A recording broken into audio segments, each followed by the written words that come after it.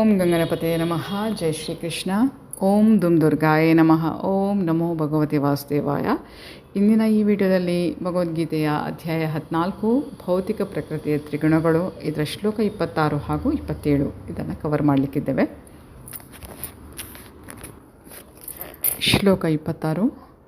ಮಾಂ ಚ ಯಹ ಅವ್ಯಭಿಚಾರೇಣ ಭಕ್ತಿಯೋಗೇನ ಸೇವತೆ ಸಹ ಗುಣಾನ್ ಸಮತೀತ್ಯ ಏತಾನ್ ಬ್ರಹ್ಮಭೂಯಾಯ ಕಲ್ಪತೆ. ಎಲ್ಲ ಸನ್ನಿವೇಶಗಳಲ್ಲಿಯೂ ಲೋಪ ಮಾಡದೆ ಸಂಪೂರ್ಣ ಭಕ್ತಿ ಸೇವೆಯಲ್ಲಿ ನಿರತನಾದವನು ಕೂಡಲೇ ಐಹಿಕ ಪ್ರಕೃತಿ ಗುಣಗಳನ್ನು ಮೀರುತ್ತಾನೆ. ಹೀಗೆ ಬ್ರಹ್ಮನ ಹಂತಕ್ಕೆ ಬರುತ್ತಾನೆ. ದಿವ್ಯ ಸ್ಥಿತಿಯನ್ನು ಸಾಧಿಸುವ ಮಾರ್ಗವೇನು? ಇದು ಅರ್ಜುನನ 3ನೆಯ ಪ್ರಶ್ನೆ. ಈ ಶ್ಲೋಕ ಈ ಪ್ರಶ್ನೆಗೆ ಉತ್ತರ. ಹಿಂದೆಯೇ ವಿವರಿಸಿದಂತೆ ಐಹಿಕ ಜಗತ್ತು ಐಹಿಕ ಪ್ರಕೃತಿ ಗುಣಗಳ ಪ್ರಭಾವದಲ್ಲಿ ಕೆಲಸ ಮಾಡುತ್ತದೆ. ಪ್ರಕೃತಿ ಗುಣಗಳ ಚಟುವಟಿಕೆಗಳಿಂದ ಮನುಷ್ಯನು ಕ್ಷೋಭೆಗೊಳ್ಳಬಾರದು. ತನ್ನ ಪ್ರಜ್ಞೆಯನ್ನು ಇಂತಹ ಗುಣಗಳ ಚಟುವಟಿಕೆಗಳಲ್ಲಿ ತೊಡಗಿಸುವುದರ ಬದಲು ಅವನು ತನ್ನ ಪ್ರಜ್ಞೆಯನ್ನು ಕೃಷ್ಣನಿಗೆ ಸಂಬಂಧಿಸಿದ ಚಟುವಟಿಕೆಗಳಲ್ಲಿ ತೊಡಗಿಸಬಹುದು. ಕೃಷ್ಣನಿಗೆ ಸಂಬಂಧಿಸಿದ ಚಟುವಟಿಕೆಗಳಿಗೆ ಭಕ್ತಿಯೋಗ ಎಂದು ಹೆಸರು. ಹೀಗೆಂದರೆ ಸದಾ ಕೃಷ್ಣನಿಗಾಗಿ ಕೆಲಸ ಮಾಡುವುದು. ಈ ಕಲ್ಪನೆ ಕೃಷ್ಣನನ್ನು ಮಾತ್ರವಲ್ಲ, ರಾಮ ಮತ್ತು ನಾರಾಯಣರಂತೆ ಅವನ ಎಲ್ಲ ಸ್ವಾಂಶ ವಿಸ್ತರಣೆಗಳನ್ನು ಒಳಗೊಳ್ಳುತ್ತದೆ. ಆತನ ಸ್ವಾಂಶ ವಿಸ್ತರಣೆಗಳು ಅಸಂಖ್ಯಾತ. ಕೃಷ್ಣನ ಯಾವುದೇ ರೂಪದ ಅಥವಾ ಸ್ವಾಂಶ ವಿಸ್ತರಣೆಗಳಲ್ಲಿ ಒಂದರ ಸೇವೆಯಲ್ಲಿ ನಿರತನಾದವನು ದಿವ್ಯ ಸ್ಥಿತಿಯಲ್ಲಿ ಇದ್ದಾನೆ ಎಂದು ಭಾವಿಸಲಾಗುತ್ತದೆ. ಕೃಷ್ಣನ ಎಲ್ಲ ರೂಪಗಳು ಸಂಪೂರ್ಣವಾಗಿ ಆಧ್ಯಾತ್ಮಿಕ, ನಿತ್ಯಾನಂದ, ಜ್ಞಾನಮಯ ಎನ್ನುವುದನ್ನು ಗಮನಿಸಬೇಕು.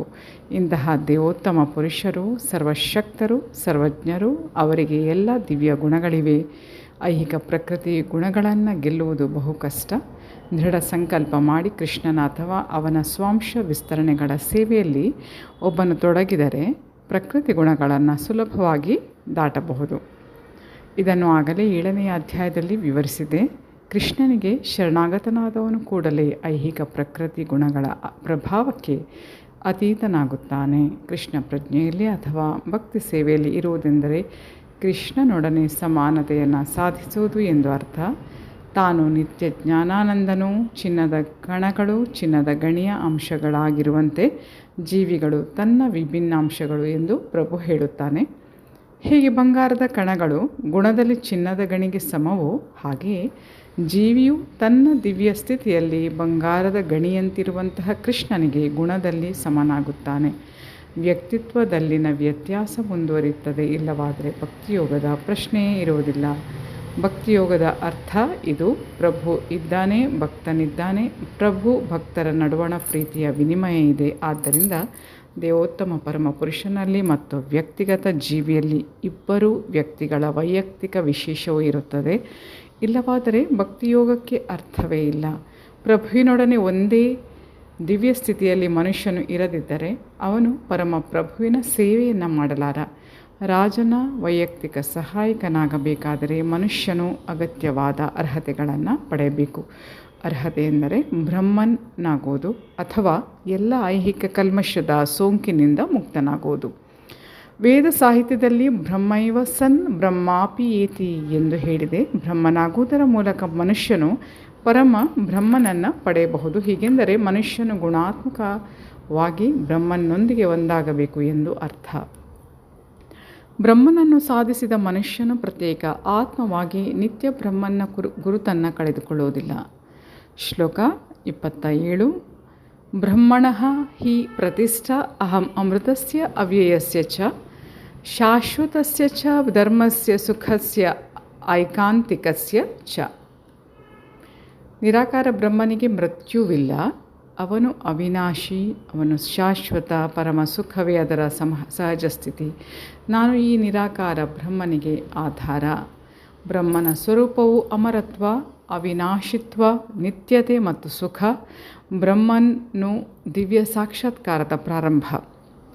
ಪರಮಾತ್ಮನು ದಿವ್ಯ ಸಾಕ್ಷಾತ್ಕಾರದಲ್ಲಿ ಮಧ್ಯದ ಅಥವಾ 2ನೆಯ ಘಟ್ಟ ಮತ್ತು ದೇವೋತ್ತಮ ಪರಮ ಪುರುಷನ ಪರಿಪೂರ್ಣ ಸತ್ಯದ ಪರಮ ಸಾಕ್ಷಾತ್ಕಾರ. ಆದ್ದರಿಂದ ಪರಮಾತ್ಮನು ನಿರಾಕಾರ ಬ್ರಹ್ಮನು ಪರಮ ಪುರುಷನಲ್ಲಿ ಇದ್ದರೆ ಐಹಿಕ ಪ್ರಕೃತಿಯು ಪರಮ ಪ್ರಭುವಿನ ಕೆಳಮಟ್ಟದ ಶಕ್ತಿಯ ಅಭಿವ್ಯಕ್ತಿ ಎಂದು 7ನೆಯ ಅಧ್ಯಾಯದಲ್ಲಿ ವಿವರಿಸಲಾಗಿದೆ.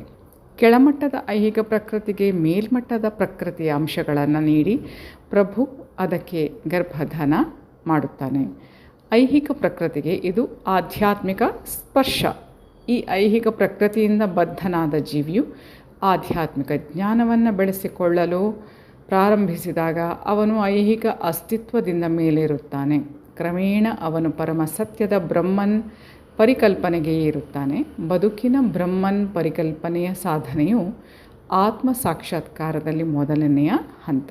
ಈ ಹಂತದಲ್ಲಿ ಬ್ರಹ್ಮ ಸಾಕ್ಷಾತ್ಕಾರವನ್ನು ಪಡೆದವನು ಐಹಿಕ ಸ್ಥಿತಿಯನ್ನು ಮೀರಿರುತ್ತಾನೆ. ಆದರೆ ವಾಸ್ತವವಾಗಿ ಅವನು ಬ್ರಹ್ಮ ಸಾಕ್ಷಾತ್ಕಾರದಲ್ಲಿ ಪರಿಪೂರ್ಣನಾಗಿರುವುದಿಲ್ಲ. ಆತನು ಬಯಸಿದರೆ ಬ್ರಹ್ಮಸ್ಥಿತಿಯಲ್ಲಿಯೇ ಮುಂದುವರಿಯಬಹುದು. ಆ ನಂತರ ಅವನು ಕ್ರಮೇಣ ಪರಮಾತ್ಮ ಸಾಕ್ಷಾತ್ಕಾರಕ್ಕೆ ಏರಿ ಅಲ್ಲಿಂದ ದೇವೋತ್ತಮ ಪರಮ ಪುರುಷನ ಸಾಕ್ಷಾತ್ಕಾರಕ್ಕೆ ಏರಬಹುದು. ವೇದ ಸಾಹಿತ್ಯದಲ್ಲಿ ಇದರ ಅನೇಕ ನಿದರ್ಶನಗಳಿವೆ. 4 ಕುಮಾರರು ಮೊದಲು ಪರಮ ಸತ್ಯದ ನಿರಾಕಾರ ಬ್ರಹ್ಮನ್ ಕಲ್ಪನೆಯಲ್ಲಿ ನೆಲೆಸಿದ್ದರು. ಆನಂತರ ಕ್ರಮೇಣ ಭಕ್ತಿ ಸೇವೆಯ ನೆಲೆಗೆ ಏರಿದರು. ಬ್ರಹ್ಮನ್ನ ನಿರಾಕಾರ ಕಲ್ಪನೆಯ ಆಚೆಗೆ ಏರಲಾರದವನು ಕೆಳಕ್ಕೆ ಬಿದ್ದು ಬಿಡುವ ಅಪಾಯ ಇದೆ. ನಿರಾಕಾರ ಬ್ರಹ್ಮನ್ ಹಂತಕ್ಕೆ ವ್ಯಕ್ತಿಯು ಏರಿದರೂ ಅವನಿಗೆ ಪರಮ ಪುರುಷನ ತಿಳುವಳಿಕೆ ಇಲ್ಲದ ಕಾರಣ ಅವನು ಮುಂದೆ ಹೋಗದಿದ್ದರೆ ಅಂತಹ ವ್ಯಕ್ತಿಯ ಬುದ್ಧಿ ಪರಿಶುದ್ಧವಾಗಿಲ್ಲ ಎಂದು ಶ್ರೀಮದ್ ಭಾಗವತದಲ್ಲಿ ಹೇಳಲಾಗಿದೆ. ಆದ್ದರಿಂದ ಬ್ರಹ್ಮನ್ ನೆಲೆಗೆ ಏರಿದ್ದರೂ ಮನುಷ್ಯನು ಪ್ರಭುವಿನ ಭಕ್ತಿ ಸೇವೆಯಲ್ಲಿ ತೊಡಗದಿದ್ದರೆ ಅವನು ಬಿದ್ದು ಬಿಡುವ ಸಾಧ್ಯತೆ ಇದೆ. ವೇದದ ಭಾಷೆಯಲ್ಲಿ ಈ ರೀತಿ ಹೇಳಲಾಗಿದೆ: ರಸೋ ವೈ ಸಹ ರಸಂ ಹಿ ಏವಾಯಂ ಲಬ್ಧ್ವಾನಂದೀ ಭವತಿ. ಮನುಷ್ಯನು ಆನಂದದ ಭಂಡಾರವಾದ ಮತ್ತು ದೇವೋತ್ತಮ ಪುರುಷನಾದ ಕೃಷ್ಣನನ್ನು ಅರ್ಥ ಮಾಡಿಕೊಂಡಾಗ ಅವನಿಗೆ ದಿವ್ಯಾನಂದವಾಗುತ್ತದೆ. ಪರಮ ಪ್ರಭುವಿನಲ್ಲಿ 6 ಸಿರಿಗಳು ತುಂಬಿವೆ. ಭಕ್ತನು ಅವನನ್ನು ಸಮೀಪಿಸಿದಾಗ ಈ 6 ಸಿರಿಗಳ ವಿನಿಮಯ ಆಗುತ್ತದೆ. ಅರಸನ ಸೇವಕನು ಸ್ವಲ್ಪ ಹೆಚ್ಚು ಕಡಿಮೆ ಅರಸನಿಗೆ ಸಮನಾಗುತ್ತಾನೆ. ಹೀಗೆ ಶಾಶ್ವತ ಸುಖ, ಅವಿನಾಶಿ ಸುಖ ಮತ್ತು ಶಾಶ್ವತ ಬದುಕು ಭಕ್ತಿ ಸೇವೆಯನ್ನು ಹಿಂಬಾಲಿಸುತ್ತದೆ. ಆದ್ದರಿಂದ ಬ್ರಹ್ಮನ್ ಸಾಕ್ಷಾತ್ಕಾರ ಅಥವಾ ಶಾಶ್ವತತೆ ಅಥವಾ ಅವನ ಅವಿನಾಶಿತ್ವಗಳು ಭಕ್ತಿ ಸೇವೆಯಲ್ಲಿ ಸೇರಿವೆ. ಭಕ್ತಿ ಸೇವೆಯಲ್ಲಿ ನಿರತನಾದ ಮನುಷ್ಯನು ಆಗಲೇ ಇದನ್ನು ಹೊಂದಿರುತ್ತಾನೆ. ಜೀವಿಯು ಸ್ವಭಾವದಿಂದ ಬ್ರಹ್ಮನ್ನಾದರೂ ಐಹಿಕ ಜಗತ್ತಿನ ಮೇಲೆ ಪ್ರಭುತ್ವ ನಡೆಸಲು ಬಯಸುತ್ತಾನೆ. ಇದರಿಂದ ಅವನು ಕೆಳಗೆ ಬೀಳುತ್ತಾನೆ. ಜೀವಿಯು ತನ್ನ ಸ್ವರೂಪದಲ್ಲಿ ಐಹಿಕ ಪ್ರಕೃತಿಯ ಗುಣತ್ರಯಗಳನ್ನು ಮೀರಿದವನು. ಆದರೆ ಐಹಿಕ ಪ್ರಕೃತಿಯ ಸಹವಾಸ ಅವನನ್ನು ಸತ್ವ, ರಜಸ್ಸು, ತಮಸ್ಸು ಎಂಬಂತಹ ಐಹಿಕ ಪ್ರಕೃತಿ ಗುಣಗಳಲ್ಲಿ ಸಿಗಿಸುತ್ತದೆ. ಈ ಗುಣತ್ರಯಗಳ ಸಹವಾಸದಿಂದ ಅವನಲ್ಲಿ ಐಹಿಕ ಜಗತ್ತಿನ ಮೇಲೆ ಯಜಮಾನಿಕೆ ನಡೆಸುವಂತಹ ಬಯಕೆ ಇರುತ್ತದೆ. ಸಂಪೂರ್ಣ ಕೃಷ್ಣ ಪ್ರಜ್ಞೆಯಲ್ಲಿ ಭಕ್ತಿ ಸೇವೆಯಲ್ಲಿ ತೊಡಗುವುದರಿಂದ ಆತನು ಕೂಡಲೇ ದಿವ್ಯ ಸ್ಥಿತಿಯಲ್ಲಿ ನೆಲೆಸುತ್ತಾನೆ ಮತ್ತು ಐಹಿಕ ಪ್ರಕೃತಿಯನ್ನು ತಾನು ನಿಯಂತ್ರಿಸಬೇಕೆಂಬ ಅವನ ನೀತಿ ಬಾಹಿರ ಅಪೇಕ್ಷೆಯು ಹೊರಟು ಹೋಗುತ್ತದೆ. ಭಕ್ತಿ ಸೇವೆಯ ಸಾಕ್ಷಾತ್ಕಾರಕ್ಕಾಗಿ ಶ್ರವಣ, ಕೀರ್ತನ, ಸ್ಮರಣ ಇವುಗಳಿಂದ ಪ್ರಭಾವವಾಗುವಂತಹ 9 ವಿಧಾನಗಳನ್ನು ಹೇಳಲಾಗಿದೆ.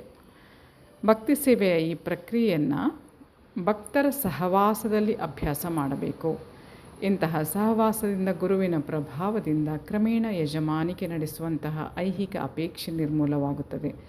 ಮನುಷ್ಯನು ಪ್ರಭುವಿನ ಪ್ರೇಮಪೂರ್ವಕ ದಿವ್ಯ ಸೇವೆಯಲ್ಲಿ ದೃಢವಾಗಿ ನೆಲೆ ಕಾಣುತ್ತಾನೆ. ಈ ವಿಧಾನವನ್ನು ಈ ಅಧ್ಯಾಯದ 22ನೇ ಶ್ಲೋಕದಿಂದ ಕೊನೆಯ ಶ್ಲೋಕದವರೆಗೆ ಸೂಚಿಸಲಾಗಿದೆ. ಪ್ರಭುವಿನ ಭಕ್ತಿ ಸೇವೆ ತುಂಬ ಸರಳವಾದದ್ದು. ಮನುಷ್ಯನು ಸದಾ ಪ್ರಭುವಿನ ಸೇವೆಯಲ್ಲಿ ನಿರತನಾಗಿರಬೇಕು. ದೇವರ ಪ್ರಸಾದವನ್ನು ಸ್ವೀಕರಿಸಬೇಕು. ಪ್ರಭುವಿನ ಚರಣ ಕಮಲಗಳಿಗೆ ಅರ್ಪಿಸಿದ ಹೂಗಳ ಸುವಾಸನೆಯನ್ನು ಪಡೆಯಬೇಕು. ಪ್ರಭುವಿನ ದಿವ್ಯ ಲೀಲೆಗಳ ಸ್ಥಳಗಳನ್ನು ನೋಡಬೇಕು. ಪ್ರಭುವಿನ ವಿವಿಧ ಕಾರ್ಯಗಳ ವಿಷಯ, ತನ್ನ ಭಕ್ತರೊಡನೆ ಆತನ ಪ್ರೀತಿಯ ವಿನಿಮಯ ಇವನ್ನು ಕುರಿತು ಓದಬೇಕು. ಹರೇ ಕೃಷ್ಣ ಕೃಷ್ಣ ಕೃಷ್ಣ ಹರೇ ಹರೇ, ಹರೇ ರಾಮ್ ರಾಮ ರಾಮ ಹರೇ ಹರೇ ಎಂಬ ದಿವ್ಯ ಮಂತ್ರವನ್ನು ಸದಾ ಉಚ್ಚರಿಸಬೇಕು. ಪ್ರಭುವಿನ ಹಾಗೂ ಅವನ ಭಕ್ತರ ಜಯಂತಿಗಳಂದು, ಅವರ ಅಂತರ್ಧಾನದ ಸ್ಮರಣೆಯ ದಿನಗಳಂದು ಉಪವಾಸ ಮಾಡಬೇಕು. ಇಂತಹ ಪ್ರಕ್ರಿಯೆಯನ್ನು ಅನುಸರಿಸುವುದರಿಂದ ಮನುಷ್ಯನು ಎಲ್ಲ ಐಹಿಕ ಚಟುವಟಿಕೆಗಳ ವಿಷಯದಲ್ಲಿ ಸಂಪೂರ್ಣವಾಗಿ ನಿರ್ಲಿಪ್ತನಾಗುತ್ತಾನೆ. ಹೀಗೆ ಬ್ರಹ್ಮಜ್ಯೋತಿಯಲ್ಲಿ ಅಥವಾ ಬ್ರಹ್ಮ ಪರಿಕಲ್ಪನೆಯ ವೈವಿಧ್ಯಗಳಲ್ಲಿ ನೆಲೆಯನ್ನು ಕಾಣಬಲ್ಲವನು ಗುಣದಲ್ಲಿ ದೇವೋತ್ತಮ ಪರಮಪುರುಷನಿಗೆ ಸಮನಾಗುತ್ತಾನೆ.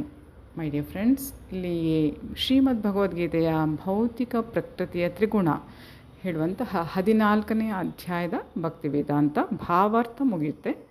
ಇನ್ನು ಮುಂದಿನ ಅಧ್ಯಾಯದೊಂದಿಗೆ ತಮ್ಮನ್ನು ಮತ್ತೆ ಭೇಟಿಯಾಗ್ತೇನೆ. ಅಲ್ಲಿವರೆಗೆ ಧನ್ಯವಾದಗಳು. Please take care. Have a good day. ಜೈ ಶಿವಶಕ್ತಿ, ಜಯ ಮಾ ಕಾಳಿ, ಜೈ ಶ್ರೀಕೃಷ್ಣ. ಶ್ರೀಕೃಷ್ಣಾರ್ಪಣಮಸ್ತು. Thank you.